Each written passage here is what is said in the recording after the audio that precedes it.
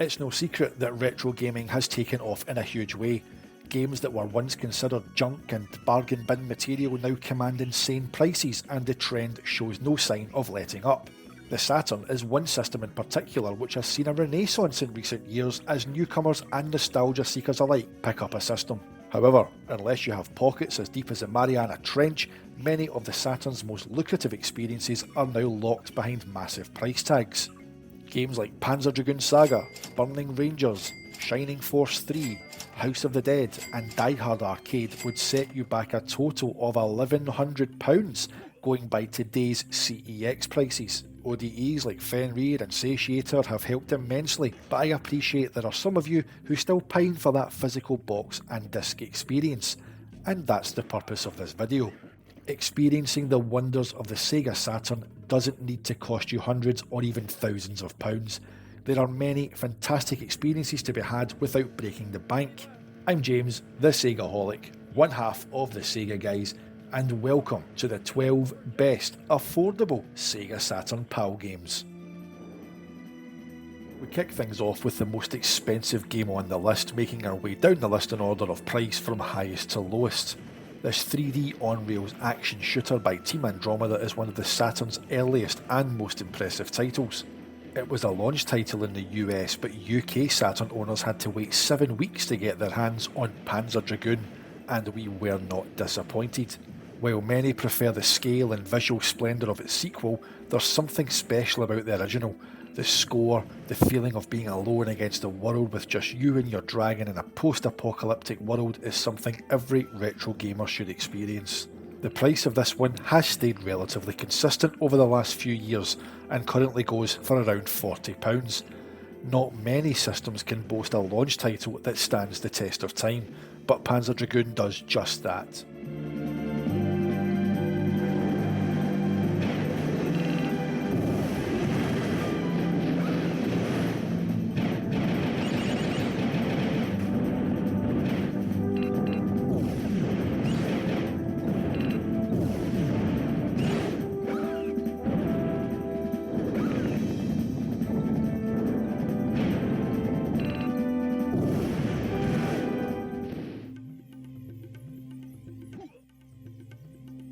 Exhumed, or Power Slave as it's known in the US, is arguably one of the most impressive 3D feats on the Saturn.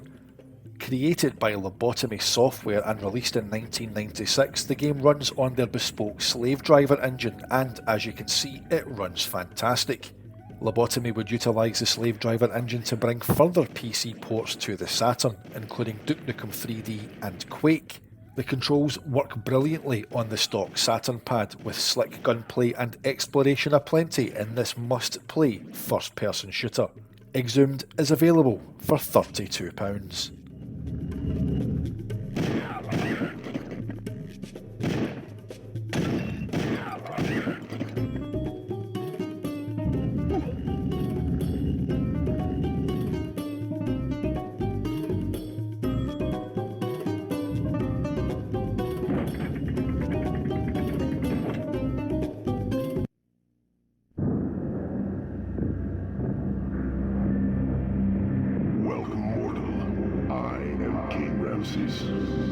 When my body was laid to rest here, my name was not forgotten, and my spirit.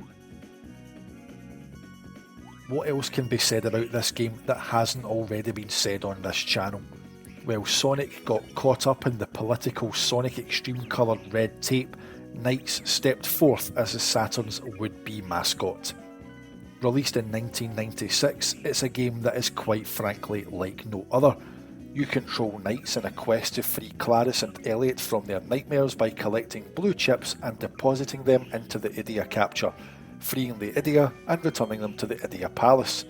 The game features 8 dreams, 4 for each character, and sees knights face off against huge bosses in unique battles or nightmares in order to succeed. The game can be played with the standard Saturn D-pad, but excels with the 3D analog controller, which itself can be found for around £50. This is one game every Saturn owner, new and old, simply must play, and Knights can be yours for £32. The Saturn is renowned for its 2D performance, and while we sadly didn't get X-Men vs Street Fighter, Marvel Superheroes vs Street Fighter or Street Fighter 03 in the UK, we did get the utterly fantastic Street Fighter Alpha 2 late in 1996. A packed roster with old favourites and new faces from various Capcom games including Final Fight, this is arguably not only the best 2D fighter on the PAL system, but the best in the Alpha series, period. Fluid combat, a slick and flawless frame rate, responsive controls and a killer soundtrack combine to make this an absolute joy to play, and the stages are packed with Capcom Easter eggs. Check out Guy's stage, you'll thank me later. Street Fighter Alpha 2 is available for the very reasonable price of £28.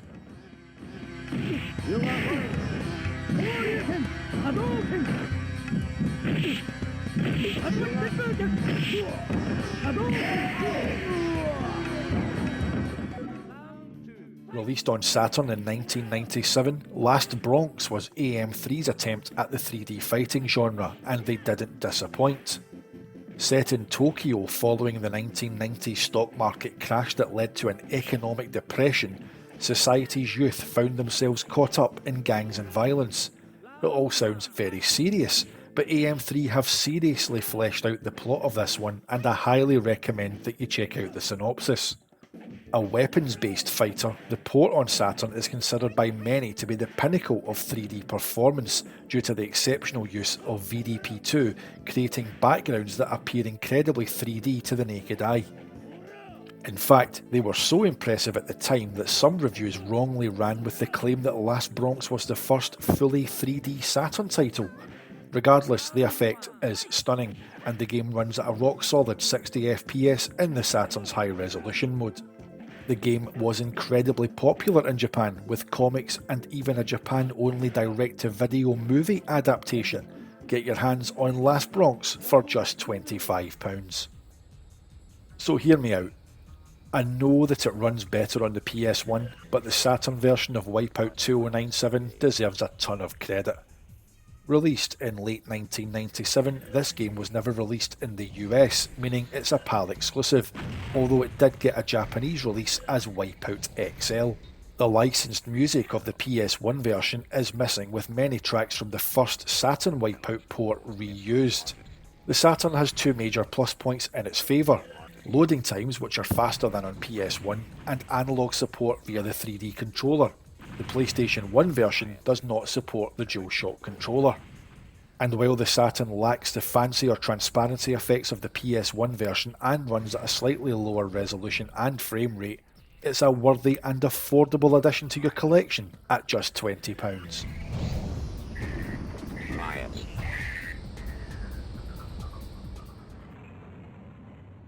Considered by many to be the best fighting game on this system, 1997's Fighters Megamix brings together the rosters of Virtua Fighter and Fighting Vipers into one brilliant package.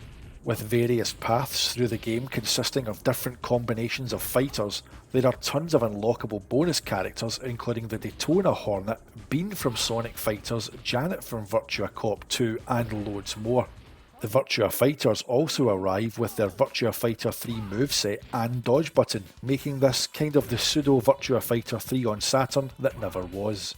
Check out Dan's brilliant Fighters Megamix content on the channel as he plays through every path and unlocks all the hidden characters.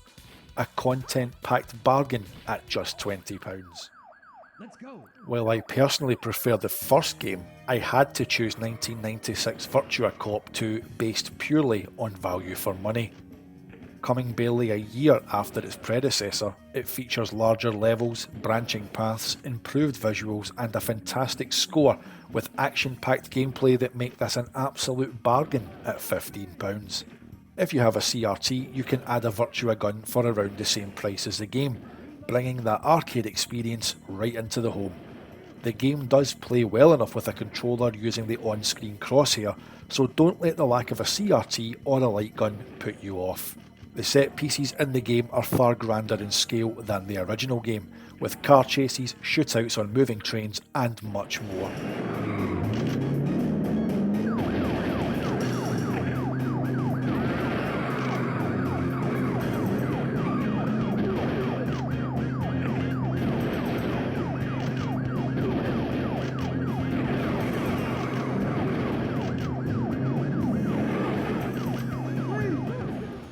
Everyone who knows me knows that I've got a huge soft spot for Saturn Daytona USA.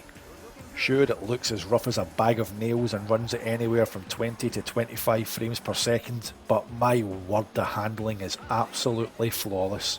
And while you can get the newer Championship Circuit Edition released in late 1996 for the same price, it just isn't Daytona USA. You can feel the weight of the cars but never struggle with it. You can slide into a drift yet easily manage it, and the AI is as ruthless and aggressive as the arcade version, cutting you up, rubbing you against concrete walls. He rubbed you, and rubbing son is racing. And presenting a constant challenge. Saturn Daytona brings the arcade home in the only way that truly counts: gameplay. If you enjoy couch versus arcade fun and don't mind hammering the buttons of your Saturn controller, then you'll love Athlete Kings. Choose from an array of wacky and weird athletes to compete in a variety of real-world events like javelin, hurdles, shot put, long jump, high jump and more. A steal at just £12.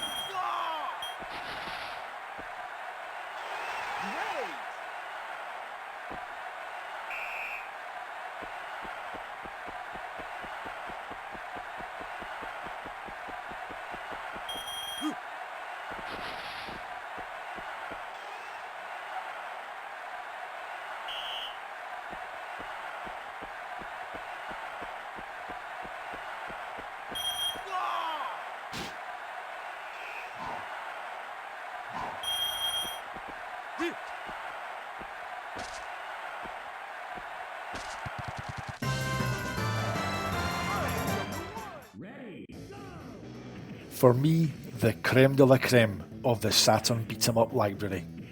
Virtua Fighter laid the foundations. Virtua Fighter Remix added some gloss, but Virtua Fighter 2 broke the mould and remade it, running in the Saturn's high-resolution mode at a rock-solid 60 frames per second. Virtua Fighter 2 had to be seen to be believed in 1996. Responsive controls, opponent AI with optional learning, an incredible soundtrack and visuals to die for. This was the Saturn flexing its muscles and saying, I can do Model 2 ports. It says it all that Virtua Fighter 2 remains the Saturn's best-selling game in every region. With hundreds of moves, 10 unique fighters, 11 if you include the unlockable Dural, there's enough here to keep you playing for hours and coming back for more. And if you think this is a bargain, wait until you see what the cheapest and final game on our list is. How is the best game on the Saturn only a £5? Sega Rally is my favourite game of all time, and for me it's the single most addictive arcade racing game ever made. Once you look past the basic concept of checkpoints and track position, the time attack nature of Sega Rally gets its hooks into you and it never lets go. There is no feeling in gaming, for me, that comes close to the sheer adrenaline of a perfect run on Sega Rally, yet when you mess up, it's truly on you. As you race toward what looks like a brand new fastest lap only to clip a wall or mistime a corner, that's on you. The game is so forgiving in so many ways, but utterly ruthless in so many others. The best thing about the Saturn port is the handling. The CS team have somehow built Sega Rally from the ground up on Saturn and reworked the handling in the process. When you're driving on asphalt, mud or dirt, you feel it, you actually feel it, yet the standard Saturn controller has absolutely no sensory input. The way the car somehow feeds back to the player the surface that they're on is astounding, and it's integral to the gameplay and faster lap times. It's no lie, and I sincerely mean this, that you could have a Saturn with just Sega Rally and be happy for months. And that's no exaggeration, the game is that good.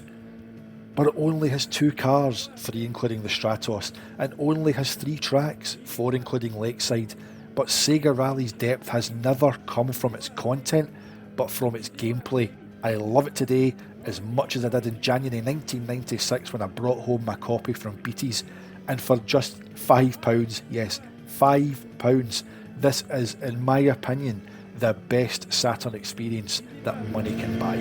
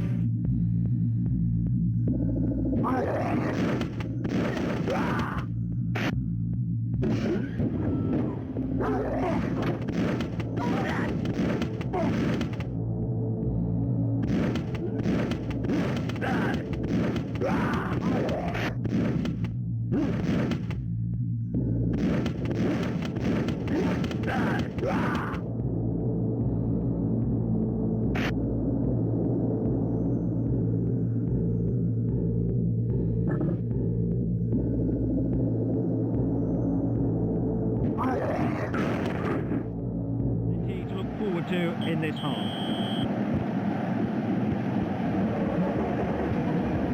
Yes, he's trying to make the run through the middle. Look at his control. Is this the vital opening? Well, they're all waiting for a possible pass. Is this the vital...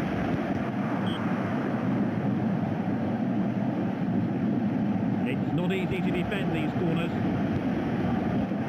Oh, incredible goal! He really thumbed that one in. And that brings us to the end of the video. If you've made it to the end and stayed with us, thank you so much for watching, and I do hope you have enjoyed it. Please check out the channel. We've got tons of Sega related content on here, from the main podcast to the Sega Guys race to the Sega Guys fight to gameplay videos, playthroughs, you name it, we're trying to cover it on here as we grow and race towards that 2,000 subscribers mark. You can find myself on Twitter at the SEGAHolic. You can catch Dan at Swooper_D. You can catch the podcast account at Sega Guys. Until next time, stay retro, stay Sega, and we will see you on the Sega side. Sega!